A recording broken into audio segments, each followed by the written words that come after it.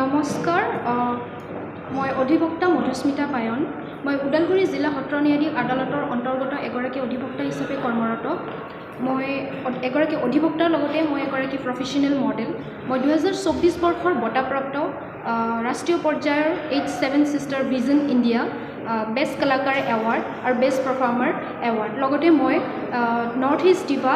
2024 বৰ্ষৰ অডিশ্যন ৰাউণ্ডত সফল হোৱা এগৰাকী বিউটি কণ্টেষ্টেণ্ট মই যোৱা মাহত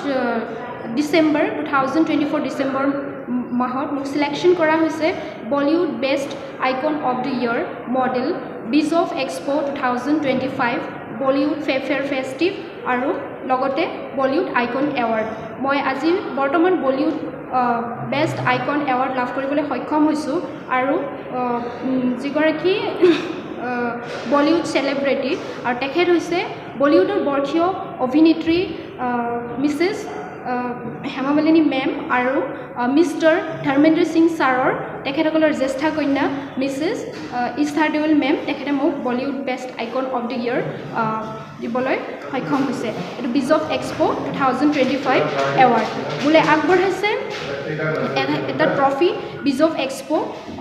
2025 বলিউড আইকন এৱাৰ্ড আৰু এখন মানপত্ৰ আৰু মোলৈ আগবঢ়াইছে এটা টুৰ পেকেজ যিটো Guwahati to Rajasthan Jaisalmer Udaipur Jaipur 7 days tour package আৰু এটা মোবাইল ফোন থেংক ইউ